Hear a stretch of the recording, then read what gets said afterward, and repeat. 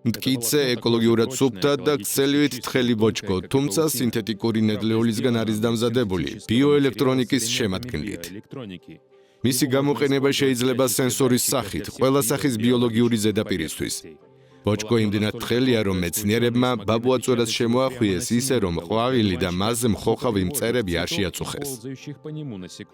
The strand is made of many free components. ბოჭკოს აქვს სამი შემადგენელი. პირველი პოლიმერული ნედლეული, მეორე ჰიალურონის მჟავა, რომელიც ბოჭკოს კანთან შეხებას უზრუნველყოფს. და მესამე, უკიდურესად მნიშვნელოვანი არის ნახევარგამტარი პოლიმერი, რომელსაც ელექტრობის გადაცემის უნარი გააჩნია, რათა გაკეთდეს მაგალითად ეკოკარდიოგრამა. მეცნიერები ამბობენ, ბოჭკო იმდენად მსუბუქი და თხელია, რომ დიდი ხანი ბავშვებისა და ცხოველებისთვის შეუმჩნეველი შეიძლება დარჩეს. It's really difficult to measure. ახალშობილებში კარდიოგრამის მუდმივი გაზომვა ძალიან რთულია.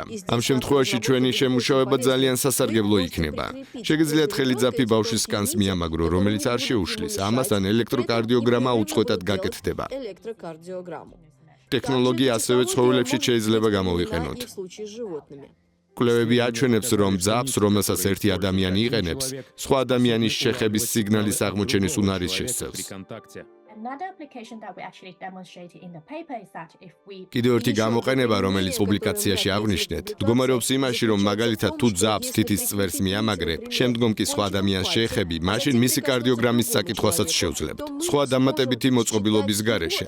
ამგვარი ტექნოლოგიის მეშვეობით ექიმებიც და მშობლებიც შეძლებენ ბავშვებთან შეხებას და კარდიოგრამის ამოკითხვას. Смогут прикасаться к своим детям и считывать их сигналы ЭКГ. ჯანდაცვასთან ერთად ბოჭკოს გამოყენება შეიძლება ვირტუალურ რეალობაში, როგორც გარემოს სენსორის სახით. ეკოლოგიაც მნიშვნელოვანია, გამოყენების შემდეგ ძაფის ჩამობანა შეიძლება. ამასთან 1 მილიგრამზე ნაკლები ნარჩენი წარმოიქმნება. შედარებისთვის ერთი რეცხვისას 600-დან 1500 მილიგრამამდე ბოჭკოს ნარჩენი წარმოიქმნება. the whole life cycle სენსორული ინტერფეისის სასიცოცხლო წრედი გარემოზე მინიმალურ ზემოქმედებას ახდენს.